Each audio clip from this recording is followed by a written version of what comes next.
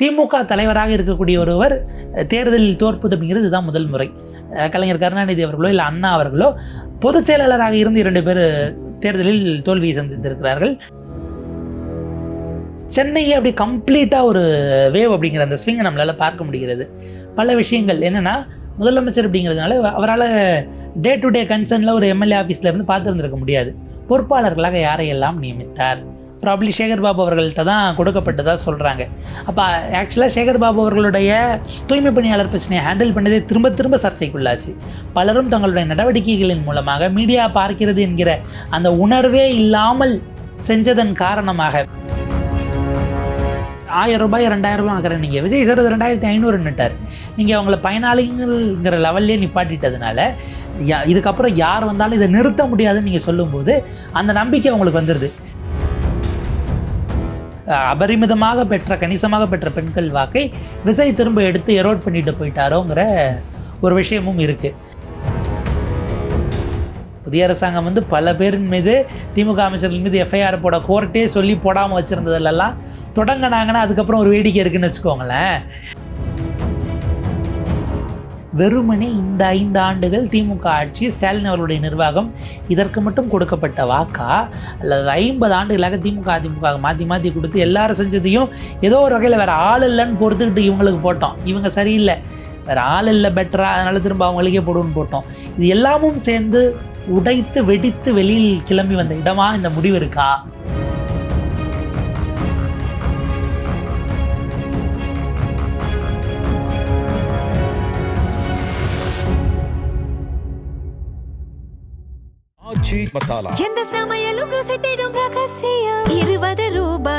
வாக்தம்லா pulse பார்வையாளர்களுக்கு வணக்கம். பத்திரிகையாளர் புண்ணியவளவன் நம்முடன் இருக்கிறார், அவருடன் பேசலாம். வணக்கம் சார். வணக்கம் சார். திமுக பொறுத்த வரைக்கும் என்னென்னா, முதலமைச்சராக இருக்கிறவங்க தொடர்ந்து அடுத்தடுத்த தேர்தல்களில் ஜெயிச்சு முதலமைச்சர் ஆகிறது அப்படிங்கிறது இல்லை. அந்த சரித்திரத்தை ஸ்டாலின் மாற்றுவார், திமுக 2வது முறை ஆட்சிக்கு வரும், தொடர்ந்து ஸ்டாலின் முதலமைச்சராக இருப்பார் அப்படின்னு தான் பெருவாரியாக நம்பப்பட்டது. திமுக எல்லா கருத்து கணிப்புகளையும் திமுக ஜெயிக்கும் அப்படின்னு சொல்லப்பட்டது. ஆனால் இன்னைக்கு அது மாறி இருக்க இதுக்கு என்ன காரணம் நினைக்கிறீங்க? அதாவது விஜயோட ஆதரவு அலைதானா, இல்லை ஆளுங்கட்சிக்கு எதிரான ஒரு எதிர்ப்பு அலை இருந்ததா? இல்லை, ரெண்டும் இருந்திருக்கு. இதில் எது 51% எது 49% நம்ம வாக்களித்த மக்கள்கிட்ட தான் கொண்டு போய் நிப்பாட்டணும். திமுக பல விஷயங்களை செய்திருக்கிறார்கள். இன்னும் சொல்ல போனால் அவங்களுடைய டெலிவரி அப்படிங்கிறது பல விஷயங்களில் டார்கெட்டடாக நடந்திருக்கு. ஆனால் அதையும் தாண்டி ஏதோ பல விஷயங்கள் அக்யூமுலேட் ஆகி வேண்டாங்கிற முடிவுக்கு 1.5 கோடி பேர் வந்திருக்காங்கன்னா அது என்ன அப்படிங்கிறத திமுக சுய பரிசோதனை செய்யணும். அது நீங்கள் எங்கே தவற விட்டீங்க? பல நேரங்களில் விமர்சிக்கப்பட்டது, கட்சியினுடைய அடிமட்ட தொண்டர்களுடைய குரல் தலைமைக்கு போய் சேரலன்னு ஒரு விமர்சனம் வைக்கப்பட்டது. பல நிலைகளில் இருக்கக்கூடியவர்கள் திடீர்னு வேறு இடத்துல இருந்து பேராசூட் பண்ணப்பட்டவர்களாக, இல்லை மாவட்ட செயலாளர்கள் வேண்டப்பட்டவர்கள் அப்படிங்கிற வகையில் கொண்டு வந்து மாவட்ட பொறுப்புகளில் ஃபில்லின் பண்ணப்படுறாங்க. ஒன்றியமோ இல்லை பகுதி நகரம் இப்படி இருக்கிறவங்க அடுத்த எலிவேஷன் வர்றதில் சில சிக்கல்கள் இருக்குது. இது எம்எல்ஏ கேண்டிடேட்ஸ் வரைக்கும் உங்களுக்கு மாவட்ட செயலாளர் முடிவு பண்ணுறவர் தான் அப்படிங்கிற இடத்துக்கு வரும்போது இப்போ கட்சி தொண்டருடைய குரல் கடைசி வரைக்கும் போய் சேரலன்னு ஒரு பார்வை இருந்தது. 2வது, நீங்கள் டெண்டர் அது சார்ந்த விஷயங்கள்லாம் பார்த்தா அதிமுக ஆட்சி காலத்தில் இருந்தவர்களே தொடர்கிறார்கள்னு ஒரு பார்வை இருந்தது. அதில் பல பேர் மீது வந்தால் நடவடிக்கை எடுப்பேன் அப்படின்னாங்க. எத்தனை பேர் மீது எடுத்தாங்க? இல்லை அதிமுகவின் ஊழல் வழக்கு குற்றச்சாட்டுகள் இவங்க வச்சவங்க பேர்லலாம் டிவிஎஸ்சி வழக்கு போட்டதான்னு ஒரு கேள்வி இருக்குது.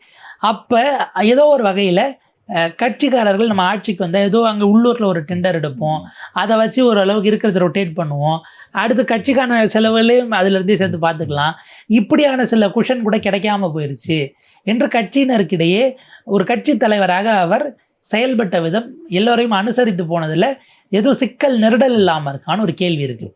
அடுத்த கட்டமாக ஒரு முதலமைச்சராக பியூரோக்ராட்ஸை அவர் ஹேண்டில் பண்ண விதம், அது அரசுக்கு சரியான பெயரை வாங்கி கொடுத்ததா, இல்லை அது ஒரு அதிருப்தியை உருவாக்கியதா என்கிற கேள்வி இருக்குது. நீங்கள் முதலமைச்சருக்கு கீழே 2 துறைகள் இருக்குது. மாற்றுத்திறனாளர் நலத்துறையும் அவர் தான், பல துறைகள் இருக்குது. மாற்றுத்திறனாளர் நலத்துறையும் அவர் தான், காவல்துறையும் அவர் தான். சென்னைக்கு போராடுறவர்கள்லாம் கொண்டு போய் இங்கேருந்து அப்புறப்படுத்துகிற வேலையை குண்டுகட்டா அவங்கள வலுக்கட்டாயமாக அகற்றி வண்டியில் ஏற்றி கொண்டு போய் கிளாம்பகத்தில் நள்ளிரவில் வர்றது, அதெல்லாம் நீங்கள் பண்ணீங்க. அப்படி பண்ணதுனால போராட வந்தவர்களும் உங்களுக்கு ஓட்டு போடல, கொண்டு போய் விட்ட போலீஸும் உங்களுக்கு ஓட்டு போடல. பெருவாரியான அளவுக்கு அப்படியே தாவேக்காவுக்கு மாற்றி செலுத்தி இருக்கிறாங்க. அந்த இடத்துல உங்களுக்கு 2ம் லாஸ் ஆகிடுச்சா? நீங்கள் எங்கே தவறு செஞ்சீங்க? ஏன் அரசு ஊழியர்கள் அவங்க 2021 விடவும் 24லேயே ஆக்சுவலாக ஒரு பெரிய ஃபேக்ஷன் அரசு ஊழியர்கள் என்டிஏக்கு போட்டாங்க. அந்த முறை தபால் வாக்குகள் 2021லேயுமே ஓரளவுக்கு சமமாக தான் இருந்தது. அப்போ உங்களுடைய கோர் ஓட் பேங்கை நீங்கள் இழக்கிறீங்கிறத எங்கே தவற விட்டீங்க? ஏன்னா நீங்கள் உங்களுக்கு சாதகமான அறிக்கைகள் மட்டுமே உங்கள் கண்ணில் படுவதை போல வருதுன்னா, எல்லாமே ஃபேவராக வருதுன்னா உங்களுக்கு அதில் சந்தேகம் வந்திருக்கணும்ல என்கிற ஒரு விஷயத்தை பார்க்கணும். ஏன்னா ஸ்டாலின் அவர்கள் நீங்கள் ஒரு 2வது முறை ஆட்சிக்கு வந்ததில்லை அப்படின்னீங்க. திமுக தலைவராக இருக்கக்கூடிய ஒருவர் தேர்தலில் தோற்பது அப்படிங்கிறது இதுதான் முதல் முறை. கலைஞர் கருணாநிதி அவர்களோ இல்லை அண்ணா அவர்களோ பொதுச் செயலாளராக இருந்து 2 பேர் தேர்தலில் தோல்வியை சந்தித்திருக்கிறார்கள், வெற்றி வாய்ப்பை இழந்திருக்கிறார்கள். அண்ணா அவர்கள் பொதுச் செயலாளர் இருந்த போதும் சரி, அதே போல் பார்த்தீங்கன்னா பேராசிரியர் அன்பழகன் அவர்கள் இருந்த போதும் அவங்க வெற்றி வாய்ப்பை பறி கொடுத்திருக்கிறார்கள். இந்த முறை துரைமுருகன் அவர்கள் காட்பாடியில் அவர் அதில் சேர்றாருன்னு வச்சுக்கோங்களேன். பட் தலைவராக இருந்து 2வது பார்த்தீங்க அப்படின்னா அவர் நினைச்சதை போல் இந்த காலகட்டத்திலேயே தன்னுடைய காலகட்டத்திலேயே அதை உடைச்சிடணும் அப்படின்னாரு. அதற்கான வாய்ப்பு இல்லாமல் போச்சு. எடப்பாடி பழனிசாமி அவர்களுக்கு அவருடைய அதிமுக வரலாற்றில் ஒரு பழி வந்து சேர்ந்திருக்கிறது. 2வது முறை நாம் தோற்றதில்லை அப்படிங்கிற வரலாறு, பேக் டு பேக் 2 எலெக்ஷன். இன்றைக்கு அவர் பொதுச் செயலாளராக இருக்கும்போது அவர் முதலமைச்சர் கேண்டிடேட்டாக இருந்த காலகட்டத்தில் அப்படி ஒரு விஷயம் அவருக்கு வந்து சேர்ந்துருக்குது. அஃப்கோர்ஸ் அதை தாண்டி தான் கட்சிகள் பயணிக்க போகுது. ஆனால் இந்த நெருக்கடிகளை தாண்டி இவங்க எப்படி மீண்டு வர போகிறாங்க? ஏன்னா இப்போ நீங்கள் ஆக்டிவாக இருப்பதாக ஒரு விஷயத்தை செஞ்சால் தான் உங்கள் கேடர்ஸ் கிட்ட அந்த அந்த உணர்வு, அந்த எனர்ஜிங்கிறது நகரும். அதை நீங்கள் செய்ய தவறுறீங்க அப்படின்னா, இப்போ அஃப்கோர்ஸ் 2 பேரும் முதல் வேலையாக கட்சியை ஸ்திரப்படுத்த வேண்டும். யார் எப்போ பிச்சுக்கிட்டு ஆளுங்கட்சியை நோக்கி போவாங்கன்னே தெரியாது. வர்றவங்களெல்லாம் சேர்த்துக்க முடியாதுன்னா விஜய் சார் சொல்ல மாட்டார். அப்படி சொல்லியிருந்தான்னு ஒரு பேரை வேட்பாளராக போட்டிருக்க மாட்டார். ஆக்சுவலாக எல்லா கட்சியை சேர்ந்தவங்களும் இப்போ தாவேக்கால வேட்பாளராகி ஜெயிச்சு உள்ளே இருப்பாங்கல்ல, அவங்க யாருக்கிட்ட வேணாலும் இங்கே இருக்கிறவங்க தொடர்பு கொள்ள முடியும். அந்த சேனல் எப்பயுமே ஓப்பனில் தான் இருக்கும். செங்கோட்டையன் அவர்களை தொடர்பு கொண்டு அதிமுக முன்னாள் அமைச்சர்கள் பேச மாட்டாங்களா என்ன? அந்த வாய்ப்பு இப்போ ஓப்பன் ஆகுது. அப்போ நீங்கள் கட்சியில் இருக்கக்கூடிய கட்சியை பலப்படுத்தணும், கட்சியில் இருக்கிறவர்களுக்கு நம்பிக்கையை பாய்ச்ச வேண்டும், ஒரு இன்னும் ஆக்டிவான எதிர்க்கட்சியாக செயல்பட வேண்டும். விஜய்க்கு 2 திராவிட கட்சிகளையும் எதிர்க்கட்சியாக வைத்து சமாளிப்பதுங்கிறது அவ்வளோ சாதாரண விஷயம் அல்ல. ஒரு மிகப்பெரிய டாஸ்க் அவருக்கு. கவர்னன்ஸில் அரசு ரீதியிலாக வருவதை விடவும் அரசியல் ரீதியிலாக மிகப்பெரிய டாஸ்க் அப்படிங்கிறது நிச்சயமாக காத்திருக்கு. மக்களுக்கு பிரச்சனைனா நீங்கள் தெருவுக்கு போங்க, அது மிக நிச்சயமாக மக்கள் அதை எதிர்பார்க்கிறார்கள். அடுத்தடுத்தது எப்படி பரிணமிக்குது அப்படிங்கிறத நம்மளும் அவளோட இணைஞ்சு பார்க்க காத்திருக்கிறோம். எங்கே ஒரு பெரிய இந்த அளவுக்கு ஒரு தொழிலாளர் அளவுக்கு இப்போ எடப்பாடியை பார்த்தீங்கன்னா கிட்டத்தட்ட 1 லட்சம் ஓட்டு லீடிங்கில் அவர் ஜெயிச்சிட்டார் வந்து. ஆனால் ஸ்டாலின் வந்து 1000 ஓட்டு லீடிங் தோற்றுருக்காரு. எங்கே அவர் கோட்டை விட்டார்னு இதில் ஒன்று, எடப்பாடி பழனிசாமி அவர்களை எதிர்த்து விசில் போட்டிடலை. நம்ம அதையும் கொஞ்சம் அடிக்கோடிட்டு பார்க்கணும். ஆக்சுவலாக நடுவில் ஒரு ரவுண்டில் அந்த அவர் கடைசியாக ஒரு சுயேட்சை வேட்பாளர் ஆதரிச்சார் இந்த டிவி சின்னத்தில். இனிஷியலி ஒரு 3வது 4வது ரவுண்டில் திமுக வேட்பாளரை விடவும் அந்த டிவி சின்னத்துக்காரர் லீடில் இருந்தார், 2வது இடத்துல இருந்தார் அப்படிங்கிறத பார்க்க முடிஞ்சது. ஒரு ஃபார் ஹெட்ல எடப்பாடி பழனிசாமி போயிட்டார். அதற்கு ஒரு காரணமாக அவர் மண்ணின் மைந்தர் அப்படிங்கிறது பார்க்கப்படும். அவர் முதலமைச்சராவது என்பது நமக்கான பெருமை அப்படின்னு அந்த அவருடைய தொகுதியில் இருக்கிறவர்கள் பார்ப்பாங்க. இப்படியான பல காரணிகளும் இருக்குது. இங்கே வந்து பார்த்திங்கன்னா அவர் முதலமைச்சராக இருந்து பல விஷயங்கள் அங்கே உள்ளே செஞ்சுருந்தாலும் சென்னையை அப்படி கம்ப்ளீட்டாக ஒரு வேவ் அப்படிங்கிற அந்த ஸ்விங்கை நம்மளால் பார்க்க முடிகிறது. பல விஷயங்கள் என்னென்னா, முதலமைச்சர் அப்படிங்கிறதுனால அவரால் டே டு டே கன்சர்னில் ஒரு எம்எல்ஏ ஆஃபீஸில் இருந்து பார்த்துருந்துருக்க முடியாது. பொறுப்பாளர்களாக யாரையெல்லாம் நியமித்தார்? ப்ராப்ளி சேகர் பாபு அவர்கள்ட்ட தான் கொடுக்கப்பட்டதாக சொல்கிறாங்க. அப்போ ஆக்சுவலாக சேகர் பாபு அவர்களுடைய தூய்மை பணியாளர் பிரச்சனையை ஹேண்டில் பண்ணதே திரும்ப திரும்ப சர்ச்சைக்குள்ளாச்சு. பலரும் தங்களுடைய நடவடிக்கைகளின் மூலமாக மீடியா பார்க்கிறது என்கிற அந்த உணர்வே இல்லாமல் செஞ்சதன் காரணமாக இப்போ பொன்முடி அவர்களுடைய இதுக்கு அஃப்கோர்ஸ் போச்சு. கௌதம சிகாமணி இந்த மாதிரி வெற்றி வாய்ப்பை இழந்திருக்கிறார். அவர் எம்எல்ஏ ஆக்கணும்னு தன்னுடைய இடத்துல ட்ரை பண்ணாங்க. தாவேக்கா தான் அங்கே திருக்கோவிலூரில் வெற்றி பெற்றிருக்கிறாங்க. இப்போ அப்படிப்பட்டவர்கள் எல்லாம் ஒரு அதாவது இன்றைக்கு நீங்கள் முன்னாடி பேசின மாதிரி இப்போ பேச முடியாது. ஒரு 50 ஆண்டுகளுக்கு முன்னாடி நீங்கள் கல்லோக்கியில் அடித்தது இன்றைக்கு அது சரியில்லைன்னா அதை எதிர்த்து சமூக வலைதளங்களில் தொடங்கி ஏதோ ஒரு இடத்துல உங்களுக்கான எதிர்ப்பு ஏற்படும். நீங்கள் கடந்த காலத்தில் மாற்றுத்திறனாளர்கள் குறித்து பல மோசமான வார்த்தைகள் பதிவு செய்யப்பட்டது. அது மாற்றுத்திறனாளங்கிறத கொண்டு வரோம், அந்த ஸ்கேலை ஏற்றுறோம், அது அவங்களுக்கு கண்ணியமிக்க சொல்லுது, அவர்களுடைய மரியாதை சார்ந்தது, சுயமரியாதை சார்ந்ததுன்னு சொல்கிறோம். இந்த மாற்றத்துக்கு அடாப்ட் ஆகணும். தலைவர்கள், அதாவது கட்சியின் அடுத்த கட்ட தலைவர்கள் அப்படி போகும்போது உங்களால் நான் இன்னைக்கு நம்ம அங்கே என்ன பண்ணிடுவீங்களோன்னு தெரியாமல் நான் தூக்கம் இல்லாமல் தவிக்கிறேன் அப்படின்னு ஸ்டாலின் அவர்கள் மேடையில் பேசும்போதே பொன்முடி அவர்கள் சிரிச்ச அந்த வீடியோ அப்படிங்கிறதையும் நம்ம பார்க்க முடிஞ்சது கடந்த காலத்தில். இப்படியானவர்களை கரெக்டாக எங்கே ஹோல்டு பண்ணுமோ அங்கே ஹோல்டு பண்ணி வைக்காமல் போயிட்டாரோங்கிற ஒரு விமர்சனம் இருக்குது. கதிரானந்தோ அல்லது துரைமுருகன் போன்றவர்கள் பேசுவது. கதிரானந்து 1000 ரூபாய் வந்துருச்சா, எல்லாம் மேக்கப் ஃபேர் அண்ட் லவ்லிலாம் வாங்கிட்டீங்களாங்கிற மாதிரி ஒரு விஷயம் பேசி அதையோ கடந்த மாதிரி சர்ச்சைக்குள்ளாச்சு. அப்போ இந்த இடத்துலையும் ஒரு சிக்கல்கள், அதாவது அடுத்த கட்ட தலைவர்களிடம் என்ன பிரச்சனைனா, உள்ளூரில் ஒரு திமுக காரரோட முரண் இருந்தாலும் அவர் உங்களுக்கு இப்போ ஓட்டு போடலாம், உங்கள் மேலே எந்த சிக்கலும் இல்லாமல் இருக்கிறவங்க கூட மாற்றி குத்துறதுக்கான வாய்ப்பு உருவாகிறது. ஆட்சி அதிகாரத்தில் இருக்கும்போது உங்கள் கட்சியினரை நீங்கள் எப்படி கட்டுக்கோப்பாக, இராணுவ கட்டுப்பாடுங்கிறதுல நமக்கு நம்பிக்கை கிடையாதுனாலும் சில விஷயங்களை அவங்க இன்னும் பண்பட்டிருக்க வேண்டிய தேவை இருந்ததோ, அந்த தலைமுறை இடைவெளியிலேருந்து அவங்க அடாப்ட் ஆகலைன்னா நீங்கள் அடாப்ட் பண்ணியிருக்கணுமோ. இப்போ நீங்கள் வைப் வித் எம்கேஎஸ்னு ஒரு ஃபார்மேட் நடத்துனீங்க, அதை தாண்டி ஒவ்வொரு கட்டத்திலும் ஒவ்வொரு மட்டத்திலும் தலைவர்கள் அடுத்த தலைவரை நோக்கி போவதற்கான ஒரு செயல் திட்டம் இல்லாமல் போயிடுச்சோ. இளைஞரணியாக தமிழ்நாடு முழுக்க நூலகங்கள் திறந்தீங்க, மாணவ பேச்சாளர்களை தேர்ந்தெடுத்தீங்க. பேச்சாளர்கள் அப்படிங்கிறத தேர்ந்தெடுத்ததுக்கு பிறகு அது திரும்ப மாணவர்களிடம் அவங்கள வச்சு என்ன அப்பீல் கொண்டு போனீங்க, உரையாடல் சமைக்கிறதுக்கு என்ன சேனல் ரெடி பண்ணீங்க, இப்படி பல கேள்விகள் இருக்குது. இது எல்லாமே சேர்ந்து வெறும் ஒரு காரணத்திற்காக தான் இந்த தோல்வி. எதிர்கட்சி வரிசையில் போய் இன்னைக்கு திமுக உட்காந்துன்னு சொல்ல முடியாது. பற்பல காரணிகள் அப்படிங்கிறது. அதே போல் நீங்கள் டெல்லி தமிழ்நாடு விசஸ் டெல்லி அப்படின்னு கட்டமைத்த நரேட்டிவ் இந்த எலெக்ஷனுக்கு இல்லை, 29க்கு நம்ம பார்த்துக்கலான்னு தமிழ்நாடு மக்கள் இந்த தங்களுடைய வெற்றியை தாவேக்காக கொடுத்ததன் மூலமாக இப்போதைக்கு அதை கொஞ்சம் ஓரவங்கன்னு நகர்த்திட்டாங்களோ என்பதாகவும் நம்ம அதை ரீட் பண்ண வேண்டியிருக்கு. திமுக ரொம்ப நம்பினது பெண்களோட ஓட்டுகள், அந்த இலவச பஸ் பயணம், மகளிர் உரிமை தொகை, அப்புறம் கடைசி அந்த 5000 மொத்தமாக போட்டது, இப்படி பல்வேறு விஷயங்கள். நாங்கள் பெருவாரியாக பெண்கள் தவேக்காக்கு ஓட்டு போட்டிருக்காங்க. எப்படி பார்க்குறீங்க? அடிப்படையில் ஒரு ஸ்ட்ராட்டஜிக் மிஸ்டேக்காக நான் பார்க்குறேன்னா, நீங்கள் பெண்கள் வாக்கு அதுக்கு முன்பு வரைக்கும் அம்மையார் ஜெயலலிதா அவர்களிடம் இருந்தது. அதற்கு பிறகு தான் திமுக தன்வயப்படுத்துகிறது. 2021 பெருவாரியாக வந்தது, 24 வந்துச்சு. பல திட்டங்கள் நலத்திட்டங்களாக நீங்கள் கொண்டு வந்தீங்க, அவங்கள பயனாளிகளாக மாற்றிட்டீங்க. தே வேர் மேட் அஸ் பெனிஃபிஷியரிஸாக நிற்கிறாங்க.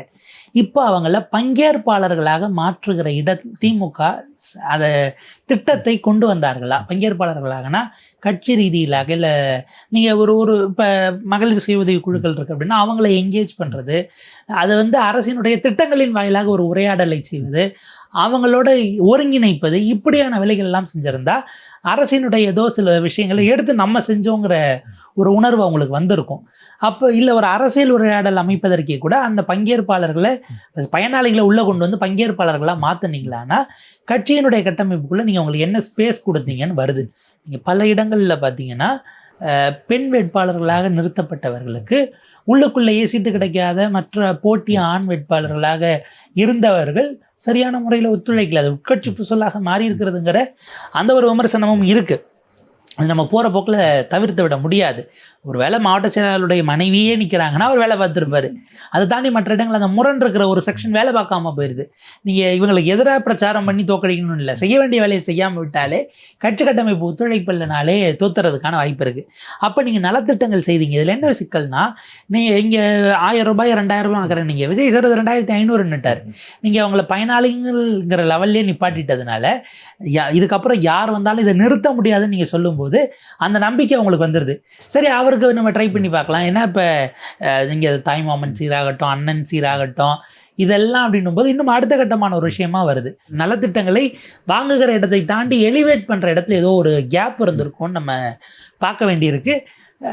இன்னொரு வகையில் யோசிச்சோம்னா, திமுக ஜெயலலிதா அவருடைய மறைவுக்கு பிறகு அபரிமிதமாக கணிசமாக பெற்ற பெண்கள் வாக்கை விஜய் திரும்ப எடுத்து எரோட் பண்ணிட்டு போயிட்டாரோங்கிற ஒரு விஷயமும் இருக்குது.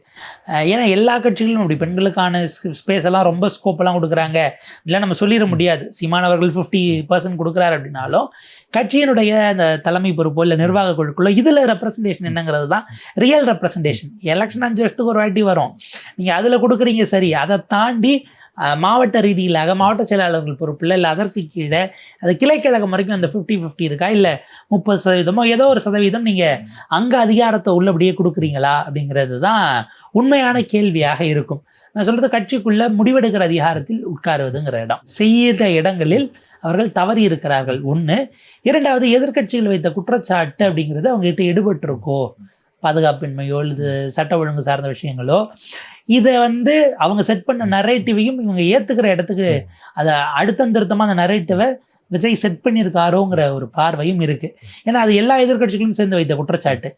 அது ஒருவேளை அதை நம்புகிற இடத்திற்கு அவங்க நகரும்போது அறுவடை செய்கிற இடத்தில் அந்த இடத்துல தாவேக்கா வந்து மொத்தமாக அறுவடை பண்ணிருச்சோங்கிற பாயிண்ட். இது அடிப்படையில் அதிமுகவிடம் இருந்த வாக்கு திமுகவுக்கு போய் அப்படியே இங்கே எரோடாகி போயிருக்கு அப்படிங்கிறது தான் கவனிக்கத்தக்கது. மகளிர் வாக்கில் ஒரு செக்ஷன் குறைந்தளவு தான் வருங்கிறத மைண்டில் வச்சும் பல நேரங்களில் திமுக தன்னுடைய கணக்குகளை போட்டிருக்கிறது.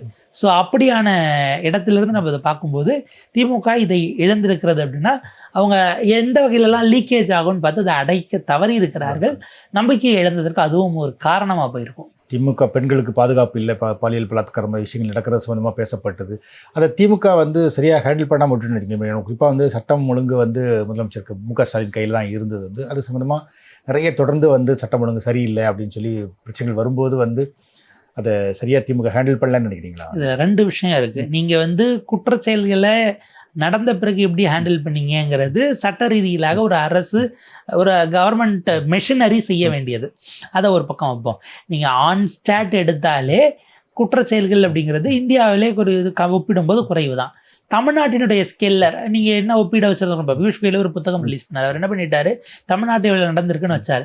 இவங்க பதிலுக்கு உங்கள் உத்தரப்பிரதேசத்தில் எவ்வளோ, மகாராஷ்டிராவில் எவ்வளோ, குஜராத்துக்கு எவ்வளோன்னு சொல்லும்போது இதோட அதிகமாக இருக்குங்கிறது ஸ்டாட்டிஸ்டிக்கலி நிற்கலை. நீங்கள் ஒப்பீட்டளவில் என்ன பண்ணியிருக்கலாம், 2021 இவங்க ஆட்சிக்கு வரும்போது எவ்வளோ இருந்தது, இன்றைக்கி எவ்வளோ எண்ணிக்கை. என்ன சிக்கல்லாம் மத்திய அரசு வருஷம் அதை ரிலீஸ் பண்ணுறது இல்லை. ஒரு கட்டத்துக்கு மேலே அதெல்லாம் ஆர்டிஐயில் வாங்கிட்டு நமக்கு எதிராக இல்லை பாஜக மாநிலங்களுக்கு எதிராக போகுதுன்னு அதில் பாதி டேட்டா தான் வச்சுருக்குறாங்க. அங்கே அது நெருக்கடியாக போயிடுச்சு. இதை அவங்க தரவுகள் ரீதியிலாக தர்க்கவியல் ரீதியிலாக நிறுவ முடியாவிட்டாலும் அவங்க சொன்னதுங்கிறது களத்தில் நம்ப வைக்கப்பட்டிருக்கிறது. அதற்கான பிரயத்தனங்களை செஞ்சுருக்காங்கன்னு நம்ம பார்க்க வேண்டியிருக்கு. இந்த விஷயம் வருதுன்னா ஆதாரப்பூர்வமாக நீங்கள் அதை மறுக்கிறதுக்கு என்ன பண்ணீங்க அப்படிங்கிற கேள்வி இருக்குது. அந்த இடத்துல கவுண்டர் நரேட்டிவ் நீங்கள் செட் பண்ணியிருந்துருக்கணும். கவுண்டர் நரேட்டிவ்ங்கிறது பதில் கொடுத்துருக்கணும். நம்ம செட் பண்ணுறதுன்னு நரேட்டிவ் செட்டிங்னா இல்லாதது அல்ல, இருப்பதற்கு தர்க்கவியலாக நீங்கள் மறுக்கணும். அப்படின்னா அந்த இடத்துலையும் செய்யாமல் நீங்கள் தவறிட்டீங்க. அப்போ நீங்கள் அரசாக இருக்கும் பொழுது இப்போ கன்விக்ஷன் ரேட் சார்ந்து அப்புறம் நம்ம நகர்த்த வேண்டியிருக்கு. பெண்களுக்கு எதிரான குற்றங்கள், ஏன்னா நீங்கள் வந்து மரண தண்டனை வரைக்கும் போகணுன்னுட்டு சட்டம் கொண்டு வந்தாங்க. இப்போ அவங்க அதை சொல்லும்போது பதிலுக்கு நீங்கள் இதை கிளைம் பண்ணீங்களா? இந்த தேர்தல் பிரச்சாரத்தில் பிரேமலதா விஜயகாந்த் மேடையிலே வச்சுட்டு அவங்க சொன்னதெல்லாம் நம்ம பார்த்தோம்.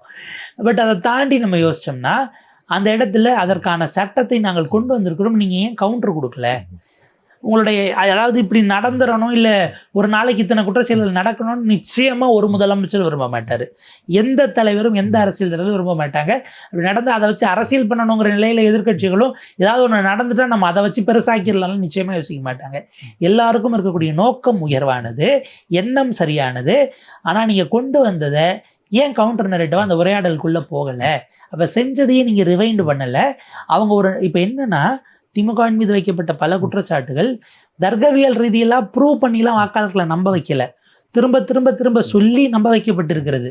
அது ஒரு வகையில் பார்த்தா திமுகவுக்கு மிகப்பெரிய பலவீனமாக மாறி இருக்கிறது. என்னங்க சொன்னால் எங்கே நீ ஆதாரத்தை காட்டுன்னு கேட்கல, சொன்னால் நம்பிடுறாங்க அப்படிங்கிற நிலைக்கு போயிருக்கு. நீங்கள் இதை உட்காந்து எப்போ உடச்சி இந்த நரேட்டிவ்ஸ் எதிர்கொள்ள வேண்டியிருக்குங்கிறது ரொம்ப சிக்கலானதாகவும் சவாலானதாகவும் மாறும். ஸோ சட்ட ஒழுங்கு சார்ந்த விஷயங்கள் ஏன் எல்லா அரசை போலவும் தான் இதுலேயும் நிறைகளும் குறைகளுமாக இருந்தது, சிக்கல்கள் இருந்தது. நீங்கள் குற்றம் செய்யக்கூடிய அந்த மனம் இருக்குல்ல, அது ஆண்டுதோறும் அந்த எண்ணிக்கைங்கிறது ப்ரொப்போர்ஷனலி அதிகமாகிட்டு இருக்கிறதுக்கான ஸ்பேஸ் இருக்குது, ஸ்கோப் இருக்குது. இன்னொன்று அதிகமாக இந்த கம்ப்ளைண்ட்ஸ் பதிவாகும் பொழுது நீங்கள் அதை எவ்வளோ எஃபிஷியண்ட்டாக தீர்க்குறீங்கிற இடம் தான் முக்கியமானது. அதாவது நீங்களும் அதை அட்ரஸ் பண்ணுறதுல உங்கள்கிட்ட நிறைகுறைகள் இருந்தாலும் அதை பெரிதுபடுத்தி அவங்க சொல்லும்போது உங்களால் அதை போதுமான அளவுக்கு ஆவணப்பூர்வமாக உடைக்க முடியாத இடத்துல திமுகவுக்கு அது பெரிய அளவுக்கு பேக் ஃபயர் ஆகிருக்கும்னு பார்க்குறேன்.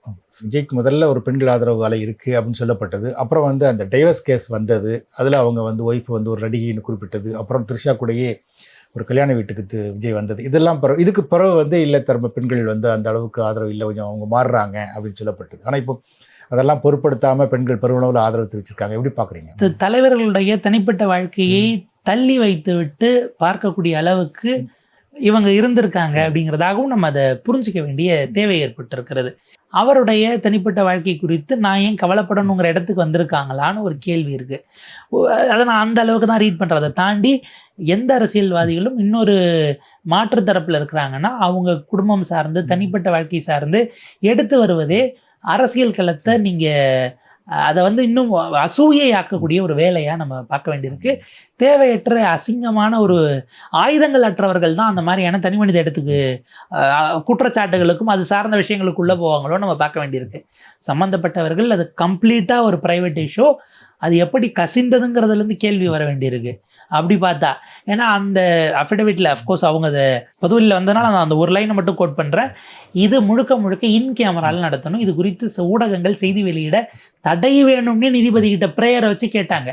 நம்ம அதை எடுத்து அத்தனை பேரும் விவாதிக்கக்கூடிய நிலைக்கு வருதுன்னா அப்போ அவங்களுக்கு இதை விவாத பொருள் ஆக்கணுங்கிறது எண்ணம் கிடையாது. ஆனாலும் அதை தாண்டி ஒரு விஷயம் நடந்திருக்கிறது அப்படின்னு பார்க்க வேண்டியிருக்கு. ஒருவேளை தனிப்பட்ட வாழ்க்கை சார்ந்து தேவையற்ற விவாதங்கள் கிளப்பப்பட்டது அப்படிங்கிறதே கூட ஒரு உளவியலான அவர் மீதான தாக்குதல் மற்ற பெண் வாக்காளர்கள் பார்த்துருக்க வாய்ப்பு இருக்கோ, எதுக்காக இவர் இப்படி கட்டம் கட்டுறாங்க, இவரை பற்றி மட்டும் எப்படி வருது என்கிற ஒரு பார்வை வந்து அது பேக் ஃபயர் ஆகிருக்கும்னு பார்க்க வேண்டியிருக்கு. அது யார் ரிலீஸ் பண்ணால் நமக்கு தெரியாமல் நம்ம அது இவங்க தான் சொல்ல முடியாது. ஆனால் நடந்ததுக்கெல்லாம் திமுக தான் காரணம்னு விஜய் சொன்னது களத்தில் இவங்க நம்பக்கூடியவர்களாக இருந்திருக்கிறார்கள் அல்லது அவர் நம்ப வைத்திருக்கிறார் அப்படிங்கிறதான். ஆதாரங்கள் எல்லாம் அரசியல்வாதிகள் குற்றச்சாட்டுகளை அள்ளி வீசலாம். ஆனால் வாக்காளர்கள் அதை ரிசீவ் பண்ணக்கூடியவர்கள் அவங்க ஏன் அதை பகுத்து பார்க்காம போனாங்கங்கிற கேள்வி பொதுமக்களிடம் நம்மளை நாமளே கேட்டுக்க வேண்டியதாக பார்க்குறேன். அதுமாதிரி கரூர் சம்பவமும் பார்க்கலாம். கரூர் சம்பவமும் பார்த்தீங்கன்னா விஜய் திமுக மேலே ஒரு குற்றத்தை வச்சார் ஆனால் அதையும் மக்கள் ஏற்றுக்கிட்டாங்கன்னு பார்க்கலாமா? அப்படிதான் நினச்சிருக்காங்களா?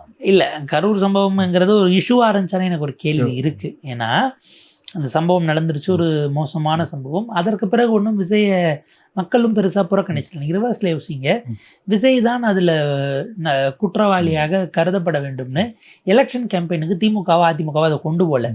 அவர் தான் கடைசி நாள் OMCA மைதானத்தில் பேசும்போது என்னை கொண்டு கரூர் சம்பவத்தில் நான் தான் பொறுப்புன்னு நீங்கள் சொன்னீங்கன்னு அவர் தான் அதை வெப்பனாக மாற்றுறார். அடிப்படையில் இவங்க 2 பேரும் அது மோசமான சம்பவம், அப்படி யாரும் இறக்கணும்னு ஒரு தலைவர் நினைக்க மாட்டாங்க இங்கே நிலைப்பாட்டில் இருந்தார்கள். அதிமுக சட்டமன்றத்துக்குள்ளே அவர் ஆதரிச்சாங்க, அது விமர்சனமாச்சு. அதுக்கு பிறகு வெளிநடப்பு பண்ணிட்டு இருந்தாங்க. அது அப்படியே நின்று போச்சு. ஒரு பாயிண்ட்டுக்கு மேலே நீங்களும் தான் பொறுப்புன்னார் எடப்பாடி பழனிசாமி அவர்கள். திமுக அதிமுக கான்ஷியஸாக அதை எலெக்ஷன் நேரத்தில் கேம்பெயினுக்குள்ளே கொண்டு வந்தது விஜய் அவர்கள். அவர் ஏதோ ஒரு வகையில் அதை தனக்குண்டான சாதகமான விஷயமாக அல்லது தனக்கான அனுதாபத்தை தேடுவதற்காக அதை பயன்படுத்தி கொண்டாருங்கிற பொறுப்பு நம்ம வச்சோம்னா அது அவரின் மீது தான் ஃபிக்ஸ் பண்ணணும். மக்கள் அந்த கரூர் சம்பவத்துக்கு பிறகு ஒன்றும் விஜய் பார்க்க கூடுகிறவர்கள் ஒன்றும் குறைஞ்சிடலையே.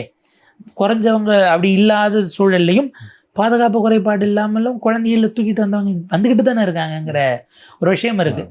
மக்கள் அந்த உயிரிழந்து மாண்டு போன அந்த 49 உயிர்களை மதிக்கிறார்களாங்கிறதே எனக்கு கேள்வியாக இருக்குது. அதுக்கு ஏன் விஜய் அண்ணா பொறுப்பே இருக்கணும் என்கிற கேள்வி தான் நம்ம நோக்கி நம்ம கேட்டோம்னா வருதே தவிர எதுக்கு அவர் ஏற்கணும், என்ன இப்போ அந்த குடும்பத்தில் இருக்கிறவங்களே ஒன்றும் கேட்கல உங்களுக்கு என்ன என்கிற நிலைக்கு மனித உயிர்கள் அல்லது அது விஷயங்கள் நகர்வது என்பது மிக மிக அபாயகரமானது. ஒரு சமூகமாகவே நம்மளே எதை நோக்கி போயிட்டுருக்கோன்னு கொஞ்சம் அச்சத்தோட கேள்வி கேட்க வேண்டிய இடமா அதை நம்ம பார்க்க வேண்டியிருக்கு. கரூர் சம்பவமோ இல்லை அவருடைய தனிப்பட்ட வாழ்க்கை சார்ந்த விஷயங்களோ இல்லை ஜனநாயகன் விஷயமோ இது எல்லாவற்றையும் ஓரம் ஒதுக்கி விட்டு அதை தாண்டி நாங்கள் எங்களுடைய நம்பிக்கையை குலைப்பதற்கு இது எதுவும் போதுமானதாக இல்லை என்பதாகத்தான் அதை நாங்கள் ஓரம் ஒதுக்கி வச்சு நாங்கள் போடணும்னு நினைக்கிறோம், போடுவோன்னு வாக்காளர்கள் வாக்கு செலுத்தியிருக்காங்கன்னு பார்க்குறேன். பள்ளிகளுக்கு பக்கத்திலேயே கஞ்சா பொருள் இருக்கப்படுது அப்படின்னு சொல்லி போதைப் பொருட்கள் தமிழ்நாட்டில் பெருகிடுச்சு. குறிப்பாக டாஸ்மார்க்கு அதையெல்லாம் சேர்ந்து தொடர்ந்து ஒரு பிரச்சாரம் வைக்கப்பட்டது. அதுக்கு குறிப்பாக திமுக ஆட்சிக்கு எதிராக வைக்கப்பட்டது. இதையும் பெருமளவில் பெண்கள் வாக்குகள் விஜய்க்கு போனதுக்கு ஒரு காரணமாக பார்க்கலாமா? மிக நிச்சயமாக இருக்கலாம். ஏன்னா நீங்கள் ஆன் கிரவுண்டில் சில விஷயங்கள் எல்லாம் எதிர்கொள்கிறாங்க, கம்ப்ளைண்ட் கொடுக்குறாங்க. இப்போ நீங்கள் கனிம வள கொள்ளை குறித்து கம்ப்ளைண்ட் கொடுத்தவர் மேலே அவர் படுகொலை செய்யப்படுகிறார். நீங்கள் அவர் அதிமுகவை சேர்ந்தவர். எடப்பாடி பழனிசாமி அவர்கள் ஒரு ட்வீட் போட்டது சரி, நேரில் போல் அந்த குடும்பத்தை பார்க்கல, கேட்டால் குவாரியிலையும் அதிமுககாரர் ஒரு சம்மந்தப்பட்டிருக்கிறாருங்கிறாங்க. நீங்கள் அது என்ன மாதிரியான இடத்துல போய் நிற்கிதுங்கிறது இருக்குது. ரியல் டைமில் அவங்க பார்க்கக்கூடியது இருக்குது இல்லையா? அந்த இடத்துல ஒரு நடவடிக்கையே இல்லை அல்லது அதை ஒரு செய்தியாக நீங்கள் மூவ் பண்ணுறீங்க அப்படின்னா உங்களின் மீது தாக்குதல் நடக்கிறது. ஒரு எம்எல்ஏக்கு சொந்தமான குவாரியில் செய்தி சேகரிக்க போன செய்தியாளர் தாக்கப்பட்டாருங்கிறது அதுக்கப்புறம் கண்டினியூஸாக போன விஷயங்கள் எல்லாம் பார்க்குறோம். இந்த கிட்னி சார்ந்த விஷயங்களில் எஸ்ஐடி போட சொல்லி இப்போ வரைக்கும் போடாமல் இருந்தது. புதிய அரசாங்கம் பல பேரின் மீது திமுக அமைச்சர்கள் மீது எஃப்ஐஆர் போட கோர்ட்டே சொல்லி போடாமல் வச்சுருந்ததுலலாம் தொடங்கினாங்கன்னா அதுக்கப்புறம் ஒரு வேடிக்கை இருக்குதுன்னு வச்சுக்கோங்களேன். அது ஒரு பக்கம் தனியாக வைப்போம். அப்போ இந்த மாதிரியான விஷயங்கள் எல்லாம் டே டு டேயில் வெளியில் போயிட்டு வரக்கூடியவர்கள் அவங்களுக்கு அது ஏதோ ஒரு சிக்கலை ஏற்படுத்தியிருக்கு. ஏன் இதை தடுக்கிறதுக்கு யாருமே முயற்சி பண்ணலை? நீங்கள் டாஸ்மாக் விஷயங்கள் எல்லாம் அது சிக்கலாக தான் இருக்குது, சமூக சிக்கலாக இருந்தாலும் கூட இது ஒரு கவர்மெண்ட் நினைச்சா இது கூடாதுன்னு சொல்லிட முடியாதா? அது செஞ்சால் நீங்கள் வந்து அது வெவ்வேறு இதில் இருக்கும், பிளாக்ல விற்பாங்க, இதெல்லாம் வந்து உரையாடலுக்கு சரியாக இருக்கும். ஆனால் அவங்க நீங்கள் முதல்ல மூடுங்க, அப்புறம் பார்த்துக்கலாம், வந்தால் அப்புறம் பார்த்துக்கலாம், ஆனால் செய்யறதுக்கே உங்களுக்கு அந்த எண்ணம் வரலையேங்கிற இடத்துல இருந்து தான் அவங்க பொதுமக்கள் பார்க்குறாங்க.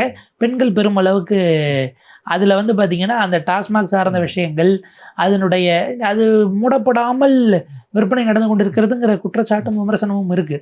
நம்ம அதை போகிற போக்கில் பல இடங்களில் அப்படி நடக்கிறதையும் பார்க்க முடிகிறது. நீங்கள் பிளாக்ல 24/7 பக்கத்தில் ஏதாவது பொட்டி கடைக்குள்ளே வச்சு விற்கக்கூடியதெல்லாம் அவ்வளவு காணொலிகளாக எடுத்து செய்தியில இருந்துமே செய்தியாளர்கள் போய் எடுக்கிறாங்க. கலாச்சாரம் வித்த இடத்துக்குள்ள இது களமா விற்கிற இடத்துல பெண்கள்லாம் போய் அடித்து நுடக்கி இப்போ சமீபத்தில் ஒரு வாரத்துக்கு முன்னாடியே அந்த வீடியோவை பார்த்தோம்.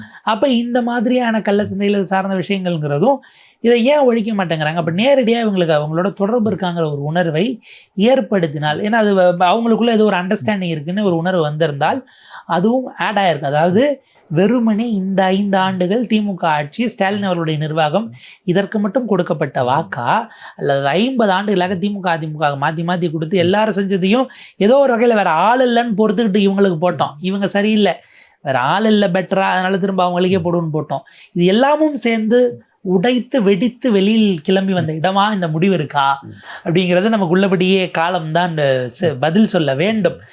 விஜய் அவர்கள் இப்போது எப்படியும் உட்கார்ந்தாருன்னா அவருடைய ஆளுமைங்கிறது அது எவ்வளோ தூரம் போக போகிறது, அதை எப்படி மக்கள் மதிப்பிட போகிறாங்க? விஜய் செஞ்சிருவாருங்கிறதுக்காக ஓட்டு போட்டவர்கள் அவர் செய்யலைன்னா அதை எப்படி பார்ப்பாங்க? அவர் எதுவுமே செய்யலாலும் திரும்ப அவர் தொடரணும்னு நினைக்கிறவங்க எப்படி வாக்காளர்களா அவருக்கு பதில் அடுத்தடுத்த தேர்தல்களில் அவருக்கான விஷயங்களை கொடுக்க போகிறாங்க? இப்படியான பல சுவாரஸ்யங்கள் நிறைந்த களம் அப்படிங்கிறது தான் நம்ம பார்க்கக்கூடியதாக இருக்குது. வரும் காலம் ஒரு மிக நீண்ட பயணத்திற்கான காலம். ஒரு ஆரோக்கியமான இதில் ஒரு விஷயம், பாஜகவுக்கும் காங்கிரஸுக்கும் நல்ல செய்தி இல்லாமல் போனது, தமிழ்நாட்டில் 3வது ஒரு மாநில கட்சி வேறு வந்திருக்கிறது. உங்களுக்கான இடத்தை நீங்கள் தமிழ்நாடு அரசியலில் உறுதி செய்து கொள்வதற்கு இன்னும் நீண்ட காலம் போராட வேண்டும், வியூகம் வகுக்க வேண்டும், களத்துக்கு வந்து எதிர்த்து சண்டை செய்ய வேண்டும் அப்படிங்கிற செய்தியை தேசிய கட்சிகளுக்கு நம்ம ஒரு பதிவாகவே கொண்டு போகலாம் அவங்க கவனத்துக்கு. திமுகவோட பெரிய வாக்கு வங்கி அப்படிங்கிறது வந்து மைனாரிட்டி வாக்குகளில் வந்து இந்த ட்ரிப்பு வந்து கிறிஸ்தவர்கள் வாக்குகள், முஸ்லீம்கள் வாக்குகளும் திமுகவுக்கு வரல அப்படின்னு சொல்லப்படுது. வந்து அவங்க மாற்றி வாக்களித்ததுக்கு என்ன காரணம் நினைக்கிறீங்க? இல்லை, இந்த எலெக்ஷன் பிஜேபி சென்ட்ரிக்காக இருந்ததான ஒரு கேள்வி இருக்குது. கடைசி வரைக்கும் விஜய் பாஜகவோடு அவர் போவார் அப்படிங்கிற விஷயங்கள் பேசப்பட்ட போதும் அவர் அதை வந்து முற்றும் முழுதாக அந்த இதை வந்து சீல் பண்ணுறாரு. அந்த இஃப்தார் நோன்புக்கு இறுதியாக வந்து பல விஷயங்கள் தொடர்ந்து கட்டமைக்கப்படுது, எந்த காலத்திலும் இல்லை அப்படின்னு அவர் சொன்னது ஒரு நம்பிக்கையான அப்பீலாக போயிருந்திருக்கிறது. அவர் அதை சொல்லாமல் இருந்தாலும் கூட எல்லா சமூகத்தில் இருக்க பெண்களும் இளைஞர்களும் வாக்களித்ததை போல சிறுபான்மை சமூகத்திலிருந்தும் அளித்திருப்பார்கள் அப்படிங்கிற ஒரு பார்வை இருக்குது. அப்போ வயது மூத்தவர்கள் முதிர்ந்தவர்களுக்கும் கூட ஒரு நம்பிக்கையை கொடுத்துருக்காங்க. அதாவது இந்த 2.5 ஆண்டுகள் இவ்வளோ சிக்கல்கள், நீங்கள் ஜனநாயகத்தில் தொடங்கி கரூர் விஷயத்துலேருந்து பலது வந்தால் கூட பாஜக ஏதோ ஒரு வகையில் அவரை அழுத்திக்கிட்டு இருக்காங்கன்னுங்கிற ஒரு விஷயம் வருது இல்லையா? ஏதோ ஒரு முயற்சி செய்கிறார்கள், ஆனாலும் அவர் ஈல்ட் ஆகலைங்கிறது அது அவருக்கே ஒரு பாசிட்டிவாக மாறிடுச்சோ. பாருங்கப்பா, இவ்வளோ தொல்லை கொடுத்தும் கூட பாஜக கூட சேர்ந்துட்டு அவங்க அதுக்கப்புறம் ரைட்லாம் விட மாட்டாங்க, சிக்கல் கொடுக்க மாட்டாங்க, ஆனாலும் போகாமல் இருக்காருல்லங்கிறது அவருக்கு ஒரு ப்ளஸ்ஸாக அது மாறிடுச்சோ அப்படிங்கிற ஒரு பார்வையும் கவனிக்கத்தக்கது. அப்போ இவர் வந்தாலும் பிஜேபி எதிர்க்க தான் போகிறாருங்கிற நம்பிக்கை அந்த இடத்துல வருது. டிஎம்கேவோட கோர் ஓட் பேங்க் அவர் பிரித்த இடமாக அநேகமாக அதுதான் இருக்கும்னு நினைக்கிறேன். ஏன்னா பல நேரங்களில் விஜயை வந்து வச்சு பிளான் பி பாஜக வைத்திருக்கிறது, அமித்ஷா வைத்திருக்கிறார்கள் அப்படிங்கிற ஒரு உரையாடல், ஒரு தியரிங்கிறது கான்ஸ்டண்ட்டாக பேசப்பட்டது. அப்போ இவ்வளவு சிக்கல்கள் நெருக்கடிகள் அமித்ஷாவுக்கு கொடுத்தும் கூட அவர் முடியாதுன்னு ஒரு முடிவு எடுத்திருக்காருன்னா ஒரு வலுவான ஆள் தாங்கிற நம்பிக்கையை அந்த இடத்துல தான் விஜய் ஸ்கோர் பண்ணியிருக்கார் ஸ்ட்ராட்டஜிக்கலின்னு என்னுடைய மதிப்பீடாக இருக்குது. ஓகே சார், நன்றி. மிக்க நன்றி.